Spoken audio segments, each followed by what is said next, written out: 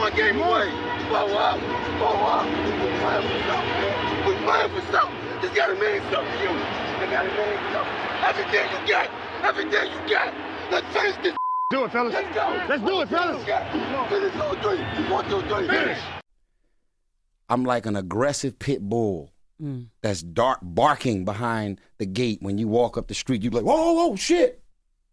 Because my heart is so big and I love so deep and I go above and beyond, even if I don't understand the assignment. You can't get me to not be that for every friend that I have. So when I bark and I'm screaming and I'm hollering, it's my way of trying to scare people away, because I know if you open that gate, I'm going to love you for the rest of your life. You ready to make history? Come on now. Yeah.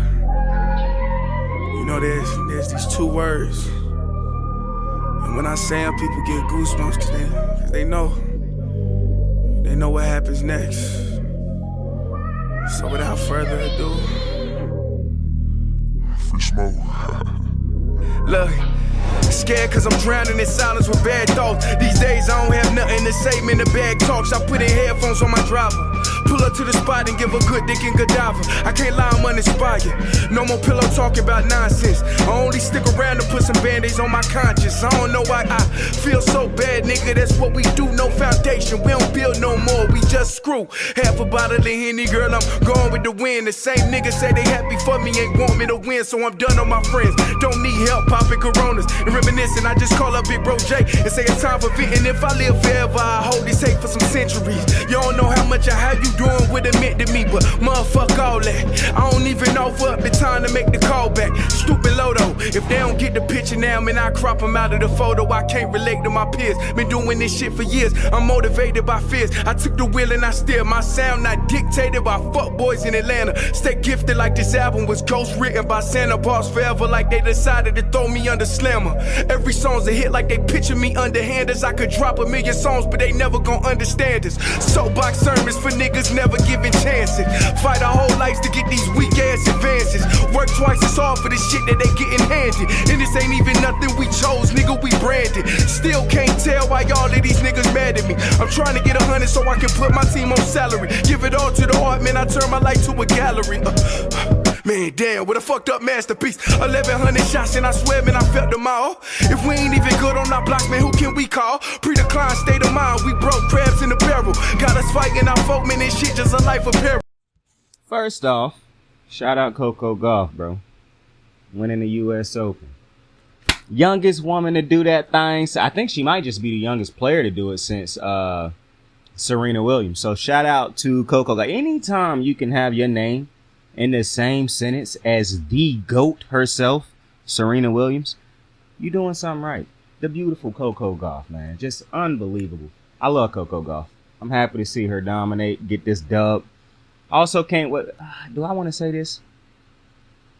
Also cannot wait till Naomi Osaka gets back. I like watching her play too. I didn't want to say that to try to step on Coco's moment, because it's definitely Coco's moment. I was just in the back of my head. I was like, oh yeah, Naomi Osaka. But I wasn't saying that to shit on Coco's moment. I would never shit on that Black Queen's moment. Shout out to Coco Gauff, man. Hey. You go, girl. But we are here to talk about UFC 293. I didn't do a recap of the last UFC event. I didn't do it. So I'm gonna tell you this right now. And this, I might change this rule eventually. But from here on out, when it comes to UFC shows, I'm not bored by UFC shows. I might not be as entertained from some cards as I am others, but I would never say I'm necessarily bored. But I do understand that the general audience would be bored off of some of these cards. Not this one tonight. I'm just saying off of certain cards. Like the last card, I'm trying to remember who was the headlines of that last card. The BMF card. I believe like most of those matches ended by decision. So I could understand people being turned off by a card like that, or any card where most of the fights end in the decision. I am a bit turned off by that at times. So this is what I'm going to tell you. When it's a UFC card where the majority of the fights end in a decision, I will probably cover that event at the same time I'm doing a video for something else. So like I might be doing a breakdown video of a football game. I'll probably speak on the UFC to start that show and then get into the football game. Unless it's a good card or a card that's big enough, in my opinion, to where you have to talk about it alone. If something like that happens, then obviously we will do a whole show. Alexa Grasso and John Jones both becoming new champions in the same night. Obviously we're going to do a show for that. And tonight, Sean Strickland becoming the new light heavyweight champion. I do not believe that was a light heavyweight champion, actually. I do not know how I forgot the name of that title. I think it's the middleweight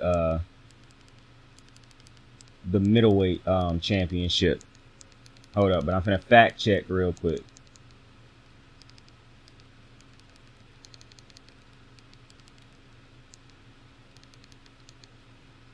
Yeah, it's the middleweight championship. So Sean Strickland became the new middleweight champion. Now, I'm going to get to that, but we're going to go over some of these other fights. First, that was on the main card. That's another thing. I do watch the prelims a lot. I don't really talk about the prelims on here when I do the recaps. I see, I saw a guy named MMA Guru. He talk about, I done watched him a couple times. I like his channel. He do the prelims. Like, I'm probably going to watch him break down this card after I'm done. Well, after I get done recording, I'm going to edit the video, upload the video, work out. Then I'll probably end up watching him, his breakdown of UFC 293 if it come out tonight. But it was a good card in my opinion. A lot of these fights ended in knockouts or stoppages. I think only 2 of these fights on the main card ended in decisions, if I'm not mistaken. Yes, and one of the other ones that ended in decision was actually a great fight. So we're gonna get to it. But I don't watch I do watch the prelims. I just don't talk about them on here because that's a lot of fights to be talking about. That would mean the show would end up being about almost 2 hours long, going over every single one of those fights, not knowing some of those fighters, never seeing some of those fighters.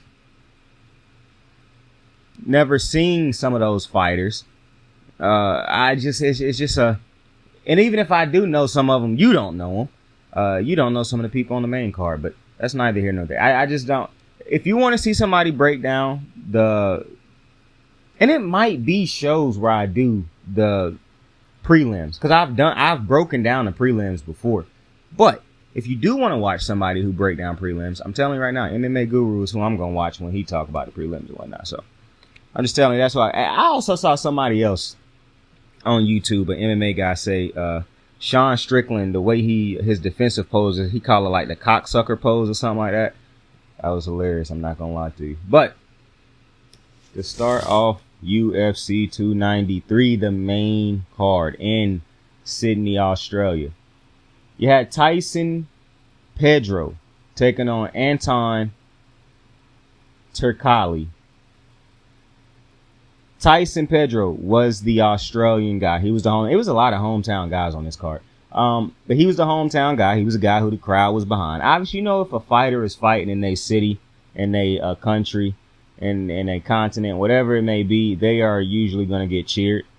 It's very rare that I can remember a guy fighting, or a woman or a man fighting in their own hometown and they didn't get booed, or in their own city or whatever and they were booed. If it happened, I can't remember. But I'm not telling you it never happened. I'm just saying I can't remember if it did happen. Nonetheless, I picked Pedro from the moment he walked out, bro. When he walked to that, yeah, I was like, oh, let's go. All my life, but John.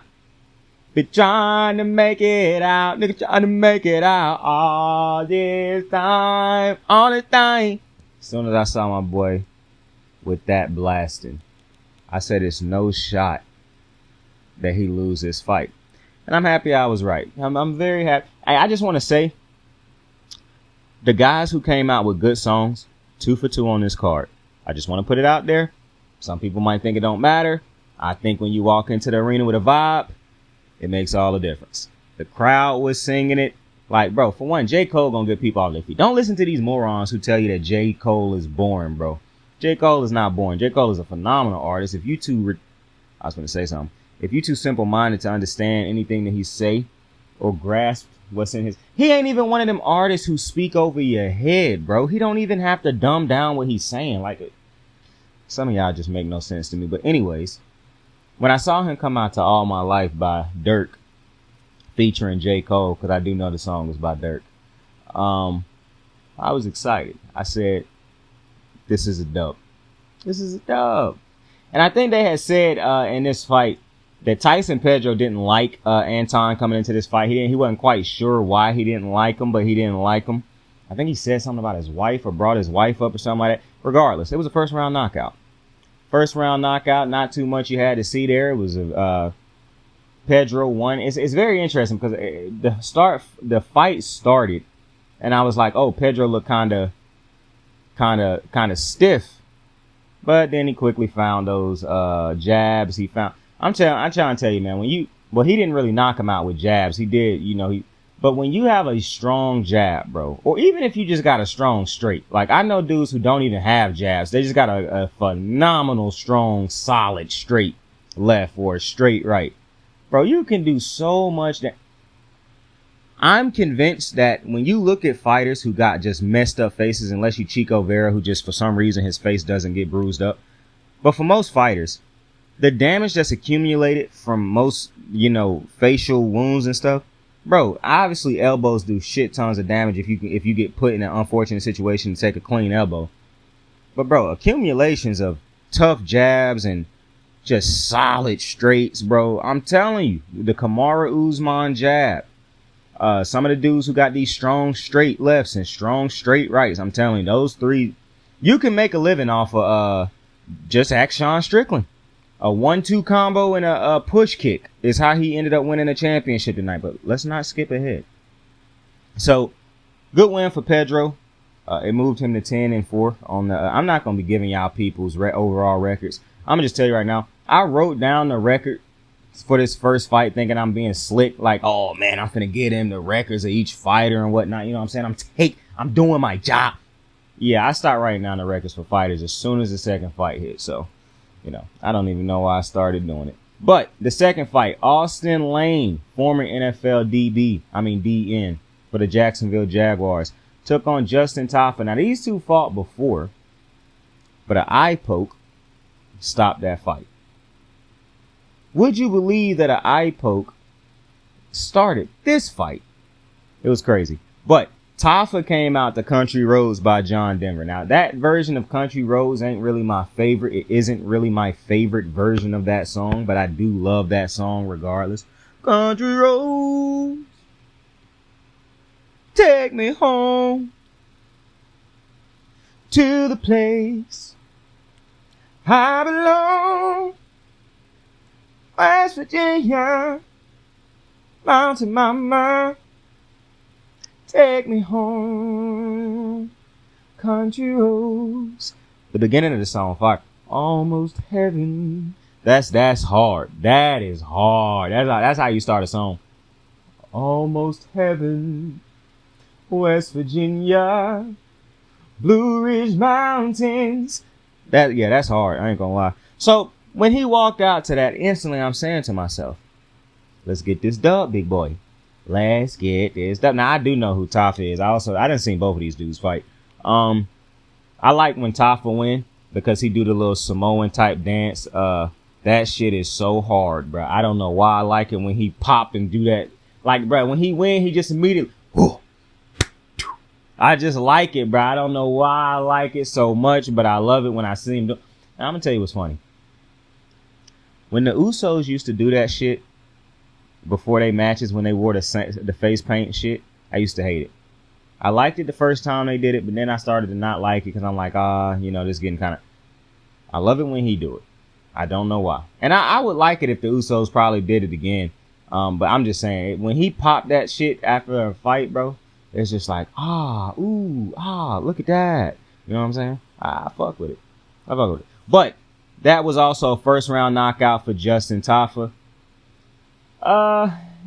It's disappointing seeing some of these fighters that's long, taller than their opponent, longer than their opponent, and not really understand how to use that or keep their distance enough so where they don't take a knockout blow. When you're a heavyweight and you fight in the heavyweight division, you come with an understanding that you can get knocked out by one punch at any given moment. It don't even gotta look like a tough punch. The heavyweights just knock each other out left and right.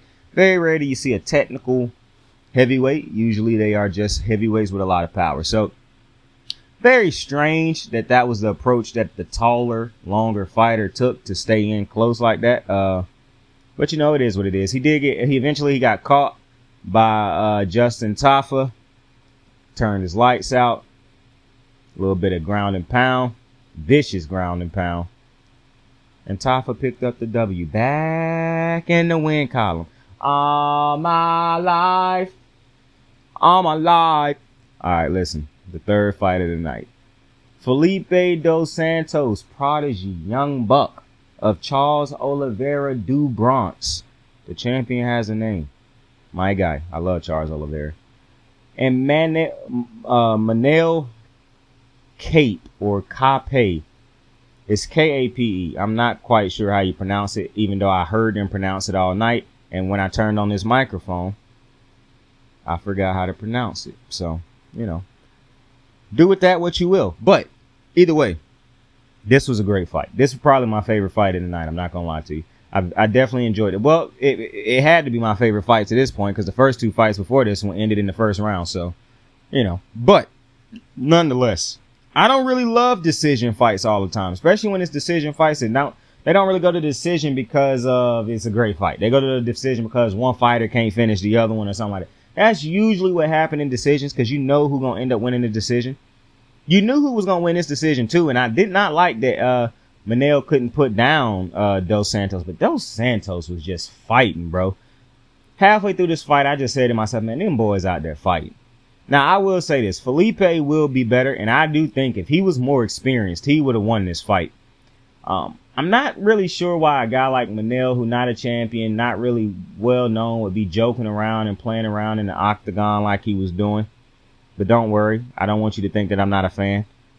Because this guy is hilarious. Just wait to the post-fight interview. But I really want to put his post-fight on here, but I can't because I'm not getting this shit copyrighted, struck down, none of that type of stuff. But Manel did end up winning this fight by unanimous decision. He had phenomenal counter punching. Even he did this thing where he would bop out to the right. Like it was so weird. I never seen it happen before. It was so unique. Where he would use his speed to like shift like almost like a Mortal Kombat or Tekken game, like shift to the right or to the left and throw a punch and it would land almost every time. And then I think he thought that was the way to victory and he did it again. And Dos Santos actually picked up on it. But regardless, this was a great strike fest. This was a great fight. These two dudes was fighting. Hey, sometimes you just can't knock another dude out, bro. It just is what it is. To go into a fight thinking that you automatically knock a man out is just foolish. You don't know what another man done gone through. I'd say,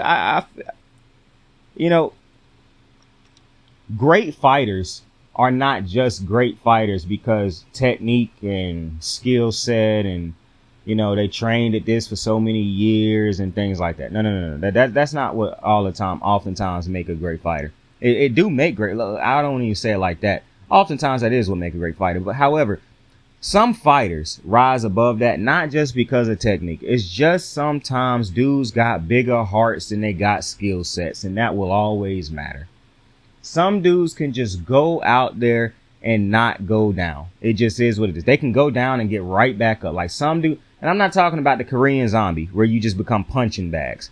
I'm talking about some dudes just can fight, bro. They will, if the harder you hit them, the more energy. It's like every punch they get, it just activate them even more. Like, I don't necessarily understand it, but these two boys was out there just fighting each other. And I will always respect that type of fight. I can't hate on that type of fight, even when it go to a decision. Because when two dudes just out there slugging it out, trying to knock the other one out, it just is what it is. So this was a phenomenal fight. My boy Manel, after the fight, called out another fighter and called him and his team a group of FAGGOTSs. Not to mention another fighter earlier in the night on the prelims who had his first fight, won his fight. Cormier asked him, were you happy with the first fight? He said, yeah. And so F all these FAGGOTSs in the crowd, and you can come down here and get fucked up too. Somebody not gonna like what I'm finna say next, but I am a fan of both of those gentlemen. Listen, this the fight game, man. It's the fight game. Y'all done heard me say I am as conscious as anybody you gonna meet of saying certain things in the context of which you use certain things. This is the fight game. People didn't like it when I said Buddy calling who was it, Luka, a bitch ass white boy. Somebody called Luka a bitch ass white boy, and I was like, that is nothing racist about what he said. You go to any basketball court in America, the best of friends, white and black, you will hear at least once if a white dude is wearing your ass out. When you finally get him, it's bitch ass white boy. That's a sign of respect. If you're not with the hoop culture, you just wouldn't understand it. It just is what it is. But white guys who are hoopers understand anytime you on a court with a bunch of black men and you get called a bitch ass white boy, you probably wearing our asses out. Pause. It's a sign of respect. Go look at the game. Luka was wearing Buddy ass out. Buddy finally got a shot on him and said, bitch ass white boy. So that's how I kind of look at this situation. Am I going to go out there and use that word? Probably not. Don't really care for what, don't really want to hear a bunch of people, messaging me, telling me that, oh, you need to apologize and this and that. Also not a fan of having a bunch of, psychotic white boys on my squad who feel like you should be able to say anything that you want to without any type of, repercussion.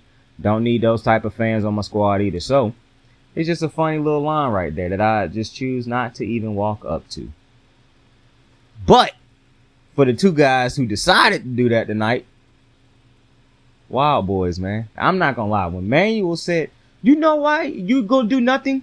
Because you and your team are all a bunch of FAGGOTSs, baby. I was in tears. And then when I went back and saw the other clip, because I completely forgot about the first dude who did it. Because maybe I had got up halfway while he was talking to go get something to eat or get something to drink. But then I saw the clip of it again, and I was like, geez, eyes. It had tears in my eyes from laughter. I'm not going to lie. I'm a fan of both of those gentlemen. The reason I'm putting myself out there right now is because a lot of people going to hate on them boys. And I'm just telling you right now, I'm a fan. That shit was hilarious. Moving on to the next fight. Taya Tuivasa was back in the octagon taking on Alexander Volkov, and this just was not fair. Alexander Volkov is 6'7". I need to go back and rewatch all of his losses, bro, because it's just hard to believe that if this dude could put it all together, he would ever lose. 6'7". He looked like Kristaps Porzingis in there, bro. Just way bigger, like with 100 more pounds on him. It's ridiculous. I felt bad for Ty because it was nothing that Tuivasa could do. He tried to chop the big man down by just taking down the legs. But at the end of the day, man, this big muff, it was just nothing that Ty could do, bro. I don't know how this division is allowed to have a dude that's 6'7", that big. This is why nobody watches the heavyweight division. It's a joke. And that's no disrespect to Alexander Volkov. There's absolutely no disrespect to him whatsoever. But Matt, now, okay, so here's the thing. I done fought in a tournament where I fought a dude that was like 4 inches taller than me, and I even beat him in everything. No cap. I beat him, knocked him out. However, do you know how hard it would have been to beat him if he was far more aggressive, far stronger than he was, and a better technical fighter than what I was at the time? I didn't even beat him because I was more technical than him. I just beat him because I was aggressive. I had just came off of losing a tournament, so I was like, I'm not losing this one. So he was never going to beat me. However, there is a chance in hell he could have beat me if he had to use his size to his advantage.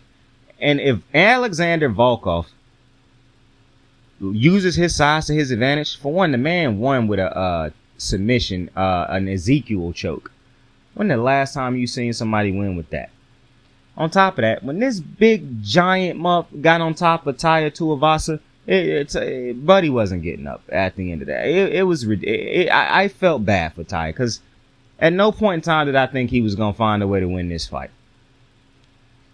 The David and Goliath story is a bunch of bullshit. David was not fighting this bitch. And I rest my case. The main event. Sean Strickland, Israel Adesanya for the middleweight championship. New middleweight and new. This was an interesting fight. This was probably one of the few times I've seen a championship fight won off of defense. Sean Strickland won this fight off defense. This is one of the greatest defensive fights I've ever seen. And it's funny because I was at my cousin's house before this fight and he kept saying, is he gonna win this? Because Sean Strickland don't really fight good defensively. I'm like, you do know Sean Strickland, one of the best defensive fighters in this division, right? And of course, I come home, watch the fight, and he ended up just absolutely stifling anything that Izzy could do. But you see, as impressive as this should have been to me, and it was impressive to see what Sean did, it was not as impressive as John Jones coming back winning. More impressive. And I don't want to get into what was more impressive, what wasn't. Alexander Volkanovski losing to Machek, however you pronounce Buddy's name. More impressive. Here's my problem with this fight. And I love Sean Strickland's coach. Sean Strickland got to take that man to dinner every single day for the next year. This dude said, I did not come here to win this. He had a bunch of colorful words. I did not come all the way here to lose this fight on fucking points. And this is one of my biggest issues when it comes to people who say Izzy is a GOAT. I don't care how you feel about Anderson Silva. He was not winning people off of decisions. He was actually putting them down, taking them out. Izzy wins a lot of fights off of decisions. And I'm not taking nothing away from Izzy. He did win his last fight against Pineda with a knockout. That was his first knockout in God knows how long. I think since the Costa fight. But Sean Strickland walked out. He looked kind of tense. Now, what I do respect is I'm going to always say this. The thing that will always beat Izzy, patience. But you cannot be patient to the point where you stargazing. Which Sean Strickland had a second round where that's what he was doing.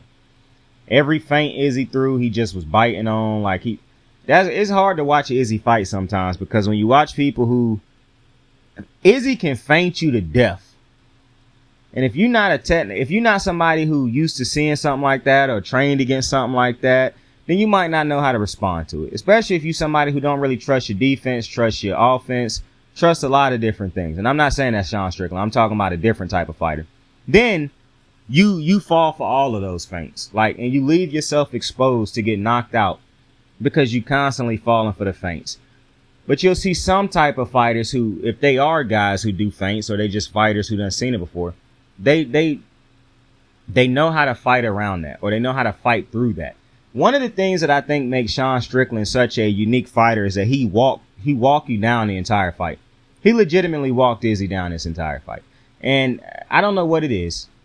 I will never understand why some fighters allow themselves or don't realize that they are being walked down the entire fight and not adjust to that. And Izzy is a great fighter, but my one problem that I've had with Izzy his entire career is that I believe he is a point fighter.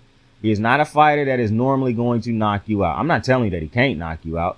I'm telling you, he will more than likely beat you off of a decision win because he fight and get you by points. I done seen it far too many times. I don't really like that, but it's not his fault. Because if a dude go in there and allow him to beat him like that, what do? I done seen so many dudes go into the octagon against Izzy and fight one way against another opponent and then get into the octagon against Izzy and just let him faint them to death and just stand there eating shots and become a punching bag for him. The only reason that did not happen to Sean Strickland tonight is because of his defense. I done seen guys take better shots at Izzy, get cleaner hits on Izzy, and still lose. It was the defense of Sean Strickland. He had a counter for almost every kick, a counter for almost every punch, a counter for almost every jab. He looked bad against the feint at times. He got knocked out by Pineda because of feints, but he was able to work his way through it. And Izzy's lack of offense, whether it be because of the defense of Sean Strickland, or maybe it was just, for a long time in this fight, I couldn't decide, honestly, because it's, Sean Strickland can have great defense and still not be the reason Izzy was bad offensively. You know what I'm saying? So it was kind of interesting because I look at this fight, the way Izzy fight it looked the same way that he fight every fight. I just don't really enjoy Izzy fights necessarily. It's not the feints that really irritate me, even though those can irritate me at times when there's no action and you watching him just sun other fighters by feinting them to death. The thing that irritates me really about Izzy is because a lot of his strikes don't have power behind them. They are point strikes. Strikes that you feel like are just there to gain points. Like, he not really expecting to knock you out with this strike, but if it do knock you out, then good with it. But he landing. He just trying to outland you, out significant strike you. He not necessarily looking for a knockout blow all the time. And I'm not telling you there's nothing wrong with that. But what I'm telling you is, when that is the type of way you fight, a fighter like a Pineda can catch you. Now, I said it before. It's the second fight against Izzy. Pineda could have won that also. But he decided to fight ignorant. Completely different than how he fought him in that first fight. You look at this Strickland fight. The patience that Sean Strickland showed is the exact same patience that Pineda showed in the first fight. Pineda, a stronger fighter and a better striker than Strickland, was able to actually daze Izzy and whatnot. But Strickland put some good jabs and some good punches. Strickland won this fight off with just a simple combination that was rare if it ever really hit, and a push kick to keep Izzy against the cage. That was really it. And Izzy did a lot of running. The way I scored this fight was Sean Strickland, I think he took rounds 1, 3, 4, and 5. And I think Izzy had round 2. And, if I could probably go back and watch round 2 and probably think that Sean Strickland took that one too. One of the things that I think Izzy going to have to learn is, I don't know if it's a day coming to a close where he can keep beating people off of the points. But I do know fighters get better. And the fighters that he was running laps around who continued to let him lose off of points, or what didn't have the patience to really compete with him, or maybe you too short to compete with him, or I don't know. But when you have a dude like a Strickland and a Pineda who can stand frame for frame with him, even though they might give up a little bit of height, they still have the strength. They still have the skill set to stand. I don't know if necessarily Sean Strickland have the complete skill set to compete with an Izzy. But he just beat him off of 3 moves tonight, so fuck a skill set. But I've always said this. I just don't think, as great as Izzy is, in my opinion, this is not one of the greatest fighters I've ever seen. My standard is a little bit different because I've been watching the UFC for a very long time. I've seen all the champions come and go. I done seen champions at their best. I do feel as though Izzy is a great representation of a champion in the sense that he always active. I love that Izzy is constantly active. We've seen champions, Stipe, who are not as active. Nowhere near as active. So I do like the activity. Alexander Volkanovski is another one who is constantly active. I remember a time where UFC fighters was always fighting each other and they didn't get paid nearly what they get paid now, and they still don't get paid good money now. So, that's just my thoughts on that. But this was an interesting fight. I am interested to see if Izzy looked for an immediate rematch. Because the second fight will be more interesting than this one, in my opinion, because if you Izzy, what do you take from this fight? Because you was on the offense the majority of the fight, but your offense did nothing because of the defense, and just because you couldn't find your jab, you couldn't find a lot of the different things that you do did not work against. And the feints are a huge part of Izzy's game. And Sean looked like the feints was killing him, but he still found a way through it. So I don't think really Izzy got to change much in a rematch except for landing, finding a way to actually land early. I really think at some point in time, man, this point fighting that Izzy do, because I know Izzy don't want to go out there and do nothing stupid and get knocked out, put himself in a bad position. But it feel like he put himself in bad positions a lot of times, even when he fight the way he do now. It just don't feel like some of the guys he done fought was talented enough to get to him. Now, this is very interesting because Duplessis we was supposed to be getting Izzy Duplessis. This was supposed to be just the carryover to that. Now that's all out the window. So Dricus is going to sit back, wait for Izzy to get his rematch, hope Izzy win. But if Izzy lose that rematch, that's tough, because now you do Dricus taking on Strickland. And if Dricus win, then you do that again. But now, I really don't like Alex Pineda moving up in the division, more so even now than I didn't like before. But I guess if it's easier for him to stand at that weight that he is at that other division, so be it. But I just feel like he could have dominated this division. After that loss, he could have got back up and dominated. I don't really understand him moving up to a higher weight, to be completely honest with you. But that was UFC 293. I'm not going to carry the show on any longer than it got to be. Don't have to be like that. But I do appreciate y'all for joining me on another episode of Kicking It with Saint, man. Tell somebody you fuck with them and tell somebody you love them. Go out there and love somebody for absolutely no reason today. Go out there and make somebody's day. Listen, a message. We all will be rejected in life at some point in time. It's just a natural way of life. Rejection happens. Do not hit a woman in the face with a brick if she rejects you. All right? Do not give that woman attitude. Just move on. Just move on. I know it might hurt. And I'm not even just talking about somebody just walking up and meeting a girl. You might have been putting in time to try to pull a woman. To pull a man, and a rejection happened. It feel like they've been wasting your time the whole time, huh? That's all right. Move on. Don't hit her in the face with a brick. Don't hit him in the face with a brick. Don't, just move on. Your blessing is out there. Somebody is out there for you. You got to believe it. It's going to be tough to move on. You're going to be thinking about that person. I get it. I done been there. I done gone through it. We become smarter and better on the other side. And we learn how to love somebody even more after that pain. All right? That's really what's on the other side of hurt. More love. So, with that being said, tell somebody you fuck with them. Tell somebody you love them, and love them for absolutely no reason. Love the fuck out of them. I love you. I fuck with you. Like, subscribe, and share. Saint out. I got the moves like hot sauce. Lil' mama taking the top off. I'm laying down getting topped off. After this, she know she getting knocked off. I know she loving the money, so I keep on thumbing and thumbing. She say she horny when she taking shots, so I keep them coming and coming.